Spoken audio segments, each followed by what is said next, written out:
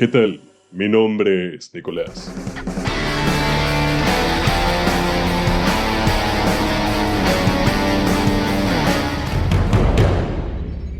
Les aconsejo que se queden hasta el final porque quizá pasen cosas. Les doy la bienvenida, hablemos desde la parapsicología. Hoy, fantasmas. Habitualmente, dentro de nuestra cultura y como parte del imaginario colectivo y popular, hacemos uso de algunos términos sin entender del todo qué significan. Y esto no es por ignorancia pura y dura, ya que nuestro idioma se caracteriza por adoptar muchas palabras que utilizamos como sinónimos de otras, cuando en realidad no siempre significan lo mismo. Oímos muchas veces sobre fantasmas, manifestaciones, espectros, apariciones, etc. Y pareciera que todas estas palabras se podrían tranquilamente sustituir por la anterior o por la siguiente y que nada cambiaría. Por eso, hoy, antes de comenzar a analizar otros casos, es importante que nos adentremos un poquito en estos conceptos desde el punto de vista parapsicológico.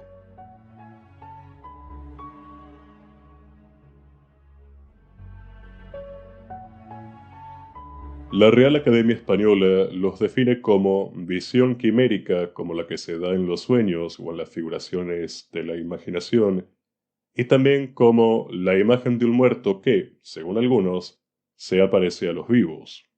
Y si buscamos en la red algunos sinónimos, nos encontramos con aparecido, aparición, espanto, espantajo, trasgo, sombra y un largo etcétera.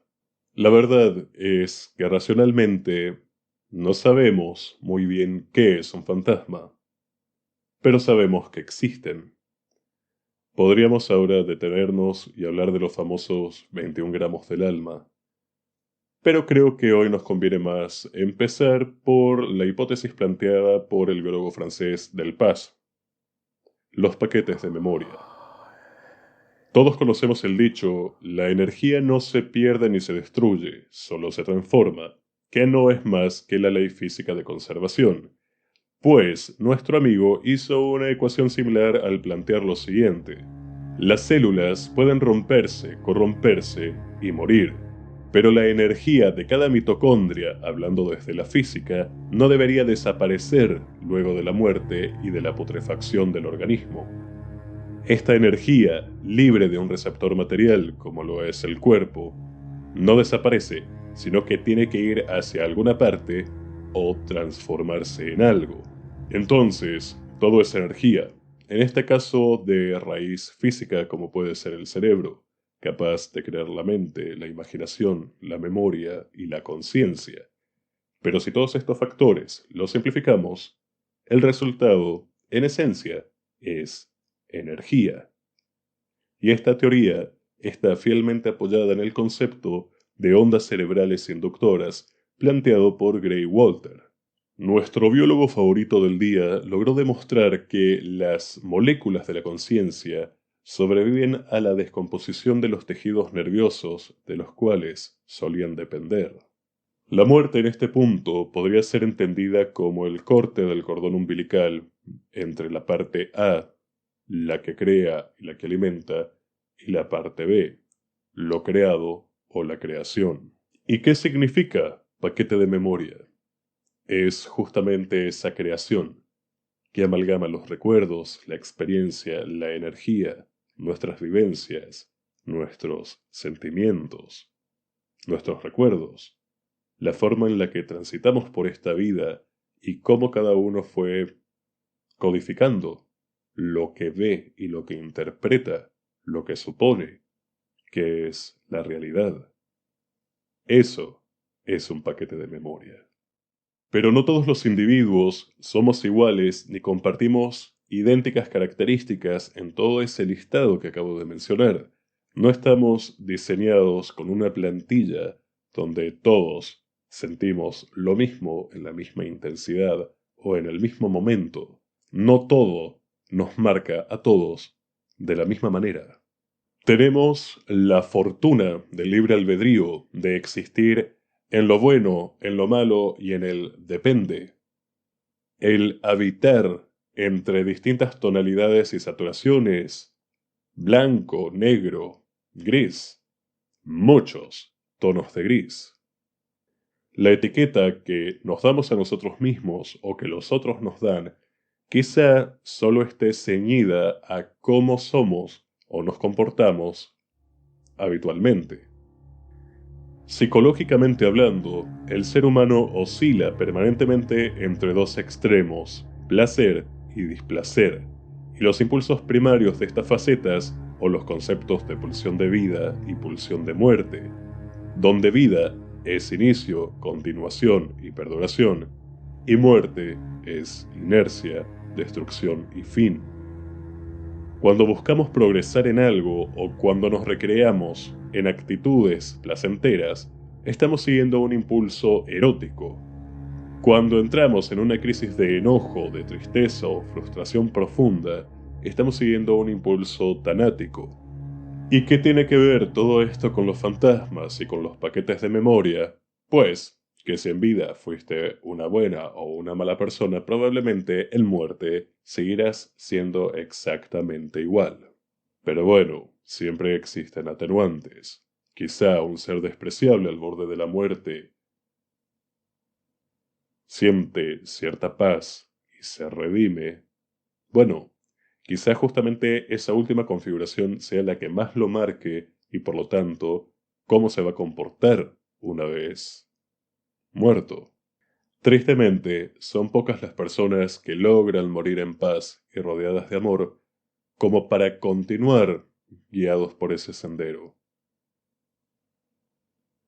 No quiero sonar desesperanzador, pero la gran mayoría de nosotros vamos a morir solos, ya sea fortuitamente o con una larga agonía, y sentiremos muchísimo miedo y una angustia indescriptible.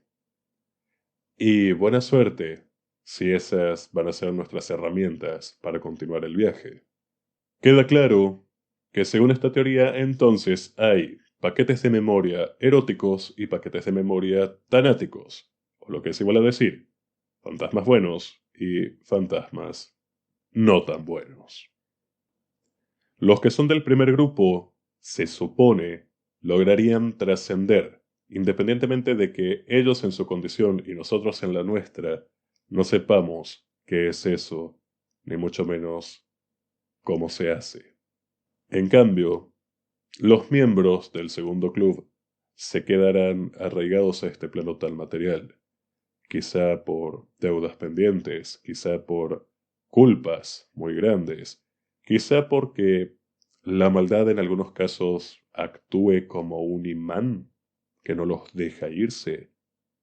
¿O por qué no lo simplificamos también y decimos que probablemente se quedan porque no saben a dónde ir, porque no conocen otro lugar, porque no saben qué hacer, porque extrañan, porque, aún muertos, sienten?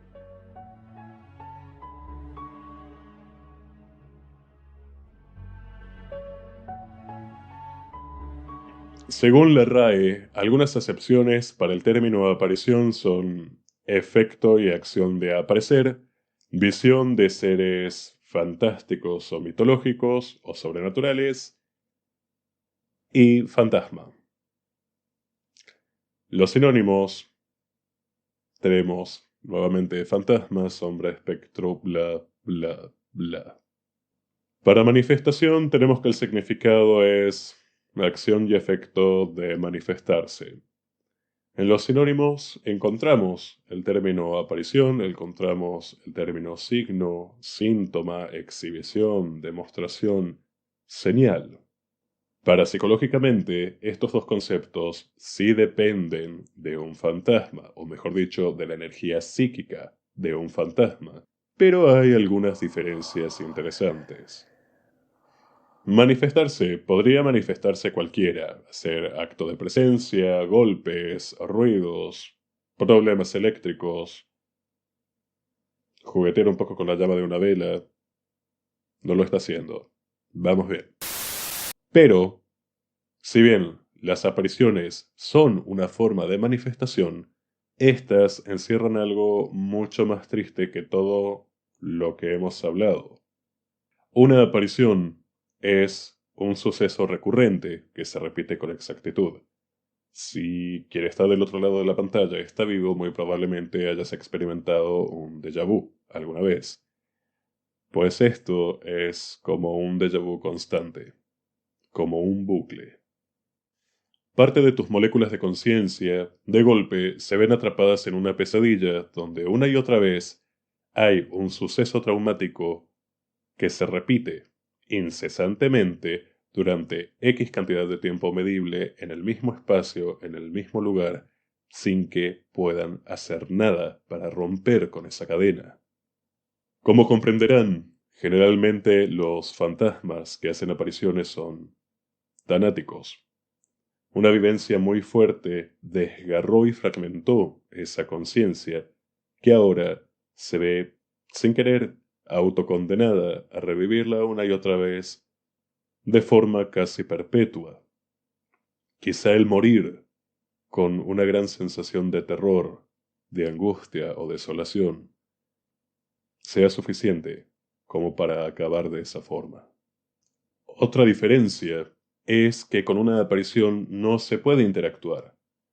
Ellos están encerrados en ese momento específico en su propia línea temporal y todo lo demás no existe. Y en ese demás entra nuestra percepción de la actualidad o del presente y nosotros mismos. En cambio, con una manifestación de cualquier tipo que no sea una aparición, sí es probable interactuar.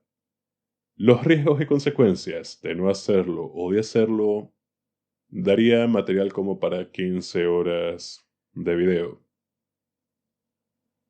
No lo vamos a ver hoy, ya que en mayor o en menor medida están abiertas al diálogo y así como nosotros las percibimos, ellas, o mejor dicho, quienes generan esas manifestaciones, también pueden percibirnos.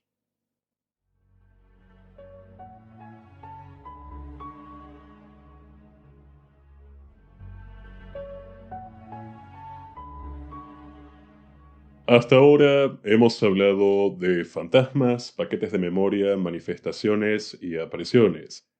Y si tuviéramos que pensar rápido, ¿qué une todos estos conceptos? ¿Qué es lo que tienen en común? Podríamos decir que dependen de la muerte o de un muerto. Pero las cosas no son tan sencillas, y no es que nuestra energía simplemente se libera cuando fallecemos. Precisamos energía para estar vivos. La vida es parte también de esa energía. ¿Y qué pasa mientras estamos vivos y emanamos y recibimos energía? Si la plasticidad cerebral se encarga de crear nuevas conexiones neuronales, si dentro de la física y la mecánica cuántica existe la ecuación de Dirac, y si también se cumplen la ley de correspondencia y la ley del mentalismo dentro del ocultismo, tenemos razones técnicas más que suficientes como para decir que la creación de seres no es más que la expresión parapsíquica de los protagonistas. Algo así como poner nuestra energía en función de. Llevemos esta idea a un terreno práctico y más entendible. Si una persona, por X circunstancias, termina sola en un cementerio de noche y teme presenciar o ser víctima de algún evento paranormal, probablemente lo presencie o le ocurra, ya que existe inconscientemente una predisposición a raíz de una emoción fuerte. Una vez que esto pasa, el determinar si es producto de su imaginación y o imaginario dependerá de muchos factores. Si este ejemplo lo maximizamos, le agregamos otros 3 o más participantes y los llevamos a rozar casi un patrón de histeria o alucinación colectiva, donde todos los implicados aseguran haber tenido la misma experiencia, bueno, si corremos a un lado los problemas psiquiátricos y el consumo de sustancias alucinógenas, ciertamente nos va a quedar nuestra vieja amiga, la sugestión, pero también una cantidad aleatoria de realidad. ¿Y qué pasa si este suceso, dentro de esa cuota de realidad, válgame la redundancia, fue real? ¿Y qué pasa si en esta realidad descartamos la presencia de cualquier fantasma? Estaremos en la antesala para descubrir el concepto de egregoro, egregor, grigori, Gregorio, para los amigos. La verdad que el nombre no lo favorece. ¿Y qué es un egregoro sino una creación mental? En un principio se trata solo de ideas, imaginaciones, temores, incluso infantiles, supersticiones, traumas, recuerdos deformados o incluso recuerdos implantados, pero que a medida que esto se sigue fomentando, crece, crece hasta tal punto que esa ideación mental toma forma, la forma que nosotros le hemos dado, y se presenta en este plano. Si en este punto, que ya es bastante peligroso, la entidad sigue manteniendo esta retroalimentación, va a llegar el momento en que va a cortar el cordón umbilical del que hablábamos más temprano, y creador y creación van a ser completamente independientes, y la voluntad del creador no va a influir en lo más mínimo sobre la creación. Creación que ahora sigue necesitando comer, y necesita comer lo que le enseñamos que es su alimento, el terror y todo ese cúmulo de emociones y sentimientos negativos. Y si para comer tiene que causarlos, esa va a ser su voluntad. Para que entendamos todo esto, vamos a llevarlo a una esfera mucho más mundana. Los rumores. ¿Cómo se crea un rumor? ¿Cómo se extiende? ¿Cuánto daño causa? ¿Y cómo es que se puede parar un rumor dependiendo de su magnitud? Cuando un dicho malintencionado traspasa fronteras, ¿cómo se arregla? Esto es exactamente lo mismo. Es como si alguien de golpe cuenta que estando dormido sintió algo extraño, prendió la luz de su habitación y al abrir los ojos se encontró a una criatura encorvada, jadeante y con los ojos rojos. Y no era yo llorando. Si alguien es impresionable y lo escucha, probablemente va a tener una sensación incómoda, sensación que incluso puede llevar a que sueñe con esa misma presencia. Y si eso sucede, hola, me pasó esto, necesito que hablemos. Y después es el comentario del almuerzo dominical. Y más gente empieza a saberlo. Y más gente, si es impresionable, empieza a pensarlo. E inconscientemente, a llamarlo y a darle de comer. Un egregoro es tan inteligente como quienes lo han provocado y puede adoptar un aspecto fantasmal, pero nunca va a ser un fantasma. Como así tampoco va a desaparecer cuando sus creadores mueran, porque para algo ya es independiente. La única forma de matar a un egregoro es hacerlo caer en el olvido más inabarcable. Pero ¿cómo se hace? ¿No le suena mucho a esas frases tan de moda como lo que no se nombra no existe, lo que piensas lo creas o lo que piensas lo atraes?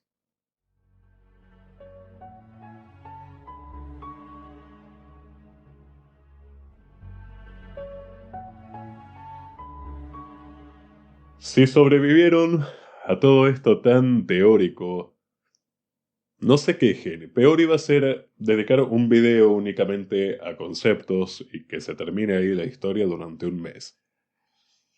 Eso sí que hubiera sido en realidad muy terrible para ustedes y para mi conciencia. Pero si llegaron hasta acá, se preguntarán, ok, ¿y esto, todo esto, tiene algún sentido, alguna dirección? ¿Vamos hacia algún lugar con esta información o simplemente a este señor se le antojó hablar de cosas raras? Si vieron el video anterior de esta serie, sabrán que tenemos una deuda pendiente. Y si no lo vieron, Castigo divino. Pero hoy que estoy de buenas, refresquemos un poco. Fantasma se manifiesta asiduamente en X lugar. La gente lo ve, interactúa con el entorno y con los vivos, y parece que afecta también a las zonas aledañas, sin contar los kilómetros de muertes. Hasta ahí podríamos estar asustadamente tranquilos, pero ese video lo cerré lanzando muchísimas preguntas y también conjeturando que quizá el caso de la novia encierra algo que pocos están viendo. Ya con lo que acabo de decir, ¿es una aparición? No. ¿Es de características benignas? No. ¿Es la manifestación de un paquete de memoria tanático? Probablemente. Puede que sea otra cosa. Como les dije anteriormente, no existe un registro histórico de este caso. No hay una tumba en el cementerio. No hay una cruz en el camino. Y si alguna vez existió, desde hace más de 10 años, no está más. Y si todo esto fue real y la novia fue capaz de trascender, y si su muerte simplemente fue un hecho aislado, en cualquiera de sus variantes, que no modificó absolutamente nada ni a nadie, ¿y qué tal si su muerte fue provocada por algo? ¿Y qué tal si es ese algo el que adquiere la forma y se presenta como la novia? ¿Qué tal si en estos más de 100 años los lugareños lo único que han logrado es crear un egregoro, alimentado generación tras generación? Un egregoro que ya es independiente, porque asusta por sus propios medios, se comporta de forma inteligentemente errática. ¿Y qué tal si en cierto sentido también es el causante de todos los accidentes fatales, o de algunos, que ocurren ahí? ¿Qué tal si este egregoro está extendiendo cada vez más su territorio, en el cual domina? Creo que se cierran muchos interrogantes, ¿verdad? Se abren otros, porque el olvido, en estos casos, no es una solución, y por lo tanto, no existe solución alguna. Ciertamente, es una historia que no va a acabar, y por lo tanto, ¿quién les dice? Y tengamos que hablar de este caso por tercera vez, en un futuro. Si disfrutaron de esta entrega, no olviden suscribirse y activar las notificaciones, y que por supuesto la zona de comentarios es para ustedes. Por consultas pueden seguirme en Instagram, y en caso de que quieran contarme partes de sus vidas, sus experiencias paranormales o cómo les va en el mundo del esoterismo, saben que pueden hacerlo a través de esta dirección las veces que quieran. También en esta oportunidad voy a estar aceptando que me cuenten si también han sentido que alguien más los está mirando. Quizá ustedes también los estén mirando ahora. Así que, cuando tengan la fuerza de voltearse y revisar si hay o no hay alguien, no olviden comprobar que todo esté en orden. Muchas gracias y hasta pronto.